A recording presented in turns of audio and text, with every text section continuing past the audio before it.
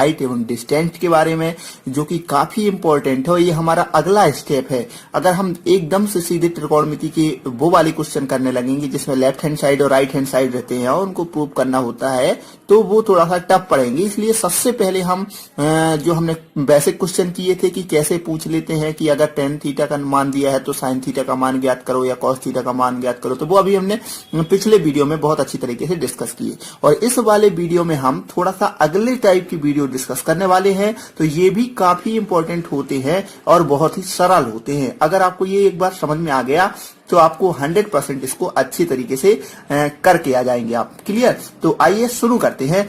सबसे पहले हम इसको शुरू करने से पहले हम इसमें अवनमन कोण और उन्नयन कोण पर बात करेंगे, यानी एंगल ऑफ एबिलेशन एंड डिफ्रेंसिएशन पर बात करेंगे, यानी उन्नयन और अवनमन कोण पर बात करेंगे कि आखिर ये क्या होते हैं। अगर आपको ये चीज समझ में नहीं आई तो आप हो सकता है क्वेश्चन गलत कर आए, इसलिए आपको सबसे पहले इस चीज को समझना पड़ेगा। तो यहाँ पर देखो, सबसे पहला क्या है, उन्नयन कोण क्या होता है। तो आपको एक चीज ध्यान में रखना है कि जो उन्नयन कोण है वो हमेशा यहां पर बनेगा थीटा डिग्री। जैसे कि मान लीजिए आप यहां पर सामने यहां पे खड़े हैं और अगर आप ऊपर की ओर देख रहे हैं, आप कहां की ओर देख रहे हैं, ऊपर की ओर, तो ऊपर की ओर जैसे ही देखेंगे तो समतल से ऊपर का जो एंगल होगा वो क्या कहलाएगा, उन्नयन कोण। यानी ऊपर को देखने पर क्या बनेगा, उन्नयन कोण। जहां पर भी आप खड़े हैं वहां से जैसे ही जितने डिग्री आप ऊपर की ओर देखेंगे, जितना आपका ऊपर की ओर झुकाव रहेगा, तो वो कोण क्या कहलाएगा, उन्नयन कोण। ठीक है। इसके बाद यदि बात करें, अगर यहां पर मान लीजिए कोई व्यक्ति यहां पर खड़ा है और यहां से वो नीचे की ओर देख रहा है, कहां की ओर देख रहा है, नीचे की ओर देख रहा है। जब वो नीचे की ओर देखेगा तो यहां पर नीचे जितना वो झुकता है, मतलब उसकी नजरें जो नीचे की ओर जितनी झुकेंगी, वो नीचे की ओर उसका मुंह जितना एंगल पर नीचे की ओर झुकेगा, वो क्या कहलाएगा, अवनमन कोण। क्या कहलाएगा, अवनमन कोण। और वो कहां बनेगा, यहां पर। ये नहीं इसको नहीं मान लेना। कई लोग क्या करते हैं, इसको मान लेते हैं, तो यहीं पर सब गड़बड़ हो जाता है। इसको नहीं मानना, आपको क्या मानना है, ये वाला थीटा मानना है, क्योंकि उसका ऊपर से नीचे की ओर झुकाव, ये सीधा देख रहा था, उसे नीचे की ओर जितना डिग्री देखा, तो वो क्या कहलाएगा, अवनमन कोण। तो ये कोण आपस में क्या होते हैं, बराबर होते हैं। यानी उन्नयन कोण और एवं अवनमन कोण हमेशा ही क्या होते हैं, बराबर होते हैं। क्यों? क्योंकि ये क्या होते हैं, एकांतर कोण कहलाते हैं, अंतः एकांतर कोण। क्लियर? तो अगर पूछा जाए कि क्यों होते हैं, क्योंकि ये क्या होते हैं, एकांतर कोण होते हैं, अंतः एकांतर कोण। और ये बाहर वाले भी होते हैं, बाह्य एकांतर कोण, तो ये क्या है, अंतः एकांतर कोण। क्लियर? अब आइए शुरू करते हैं इसके क्वेश्चन, आपको एकदम क्लियर हो जाएगा। ये पहला क्वेश्चन है, एक छोटा लड़का एक ध्वज से कुछ पर खड़ा है। जब वह झंडे को देखता है तो उन्नयन कोण 60 डिग्री होता है। यदि ध्वज की ऊंचाई 30 फीट हो तो बच्चे एवं ध्वज के बीच की दूरी ज्ञात करो। तो यहाँ पर मैं आपको बता दूं, तो ये बहुत ही सिंपल क्वेश्चन है। सबसे पहले क्या किया हमने, एक छोटा लड़का एक ध्वज से कुछ दूर पर खड़ा है, तो एक मान लीजिए यहां पर खड़ा होगा और ये क्या है, ध्वज है मान लीजिए, ठीक है। तो जब वह एक झंडे को देखता है, झंडे को देखता है मतलब इसको देख रहा है वो, तो उन्नयन कोण कितना है, 60 डिग्री एंगल पर होता है। मतलब ऊपर की ओर देखेगा ना झंडे को, तो कितना कोण बनता है, वो 60 डिग्री का कोण बनता है। तो ये 60 डिग्री, यहाँ पर लड़का खड़ा है या ध्वज है तो ऊपर की ओर देखेगा, मतलब 60 डिग्री एंगल बनेगा। यदि ध्वज की ऊंचाई 30 फीट हो तो यानी इसकी ऊंचाई कितनी दी है, आपकी 30 फीट दी है, ठीक है। तो बच्चे एवं ध्वज के बीच की दूरी, यानी आपको क्या ज्ञात करना है, ये वाला क्षेत्र ज्ञात करना है। तो बस बहुत सा आसान है। इसको क्या करेंगे आप, देखो हमने पहले ही पढ़ा है, जो पहला वीडियो अगर वो नहीं देखा आपने तो पहले उसको आप जरूर देख लें, नहीं तो आपको समझ में नहीं आने वाला। तो यहां से देखो हम पहले ही पढ़ चुके हैं कि जो लंब और आधार के बीच संबंध होता है, एक चीज हमने पढ़ी थी, LAL और बटे के ए, लाल बटे कक्का। तो ये साइन थीटा, ये कॉस थीटा और ये टेन थीटा। तो यहां पर मेरे को आप बताओ, अगर मुझे लंब और आधार दिया है तो क्या मैं साइन थीटा लगाऊंगा, नहीं लगाऊंगा, क्योंकि ये लंब और आधार कहां पर मिल रहे हैं, टेन थीटा पे। तो मैं कौन सा यहां पर यूज करूंगा, टेन थीटा का। लेकिन अगर मुझे कहीं पर कर्ण दिया है और लंब दिया है तो मैं क्या यूज करूंगा, साइन थीटा।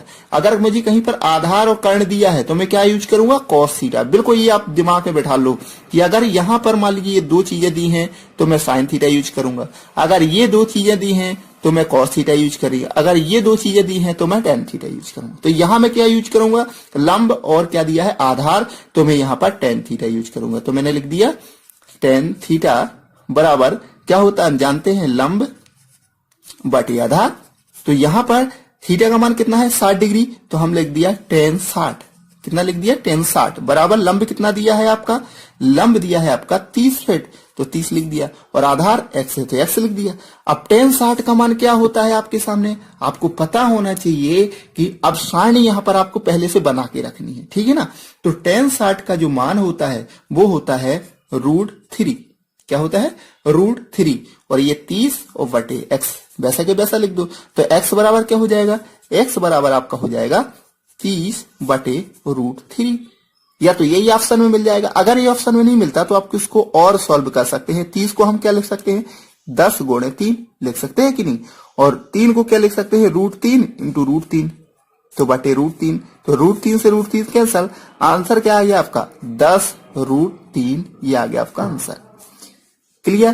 तो इस टाइप से यदि क्वेश्चन आता है तो आपको ऐसे सॉल्व करना है। अब देखते हैं हम अगला क्वेश्चन। ये अगला क्वेश्चन है, एक ध्वज दंड से एक झंडे की ऊपरी सिरा एवं निचली सिरा का उन्नयन कोण 30 मीटर की दूरी से क्रमशः 45 डिग्री एवं 30 डिग्री है, झंडे की ऊंचाई याद करो। तो यहां पर हमने क्या बना दिया, एक झंडा बना दिया, और यहां से क्या कह रहा कि 30 मीटर की दूरी से, 30 मीटर की दूरी से, ये 30 मीटर यहां पर क्या दिया है, आधार दिया है इसमें, 30 मीटर की दूरी से ये झंडा लगा है, मान लीजिए ये झंडा लगा इतना, तो कह रहा झंडा के ऊपरी सिरा से, ये लिख दिया हमने, ठीक है, और यहां कह रहा झंडे की निचली सिरा से, तो कितने है किमसा उन्नयन कोण, उन्नयन कोण कितना है, ये पहला है वो कितना है 30 डिग्री बनेगा, और जो दूसरा वाला है वो कितना बनेगा 45 डिग्री। तो ये बने हैं दो कोण बने हैं 30 डिग्री और 45 डिग्री। तो कह रहा झंडे की ऊंचाई याद करो। तो अब ये वाली हमें कितना, ये झंडे की ऊंचाई हमें याद करना है छोटी सी। तो सबसे पहले हम मान लें पूरा झंडा कितना है h मीटर है, ठीक है, इतना मान लें हम, थोड़ा सा x मान लें, ठीक है।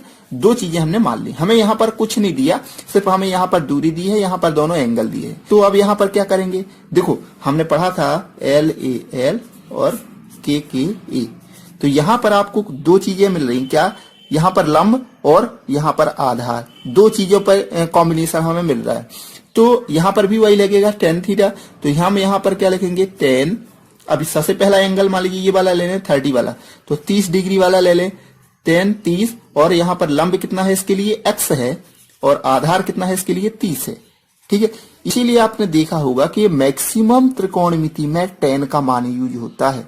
क्यों, क्योंकि tan थीटा ही मैक्सिमम यूज होगा। तो आपको जहां पर कहीं कहा हो सकता है जब ज्यादा थोड़ा सा टफ देगा तब साइन यूज कराएगा, नहीं तो आपको tan थीटा ही यूज करना है, ठीक है ना।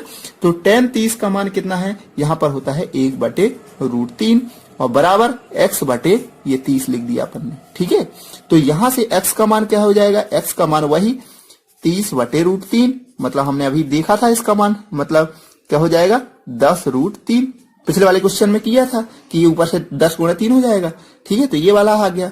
अब हमारा दूसरा एंगल क्या था 45 वाला, तो यहां हमने लिख दिया tan 45 बराबर क्या हो जाएगा, इसमें हो जाएगा h बटे और ये 30, ठीक है। तो यहां 45 का मान क्या होता है, 1 होता है, तो h बटे क्या आ जाएगा 30, यानी h बराबर क्या आ गया 30, क्योंकि ये साइड चला जाएगा, h का मान क्या आ गया 30, ये बड़े वाले का आ गया मान 30, जो भी है मीटर में दिया है तो मीटर में, ठीक है, 30 मीटर। तो अब x का मान क्या आ गया, और ये अंदर वाले का आ गया हमारा 10√3, कितना आ गया 10√3। तो अब हमें क्या ज्ञात करना है, ये इतने झंडे की ऊंचाई, तो हम इस वाले में से इसको घटा देंगे तो हमें झंडे की ऊंचाई आ जाएगी, क्योंकि ये पूरे में से इतना घटा देंगे तो ये वाला आ जाएगा। तो हम यहां पर कर ले कि झंडे की ऊंचाई बराबर क्या हो जाएगी 30 माइनस 10√3, तो क्या आ जाएगा, यहां से 10 कॉमन ले लें तो क्या आ जाएगा 3 माइनस √3, ये आ जाएगा आपका आंसर। क्लियर। तो इस टाइप से यदि क्वेश्चन आता है तो आपको ऐसे सॉल्व करना है, कुछ नहीं है, बस आपको tan थीटा के मान रखना है और ऑटोमेटिक आंसर आ जाएंगे।